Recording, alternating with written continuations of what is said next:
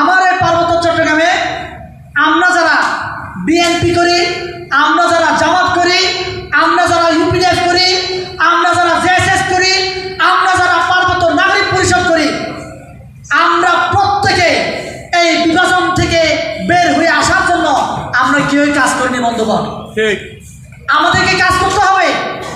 Vote আসলে আমরা বলি ভোট দেন, ভোটে আমি এমপি হলে, চেয়ারম্যান হলে, আপনার মন্ত্রী হলে এই সকল সমাধান আমরা দূর করব। বিগত 54 বছর শান্তি চুক্তি 2রা ডিসেম্বর সামনে আসছে, 28 বছর হবে। এই 28 বছরে আমার এই পার্বত্য চট্টগ্রামের, আমি বাঙালির কথা বানিয়ে দিলাম, আমার এই পার্বত্য চট্টগ্রামে জেএসএস এবং ইউপিডিএফ কি করে? অবাঙালিদের জন্য রাজনীতি করে, অবাঙালিদের অধিকার হয়ে জন্য কথা বলে।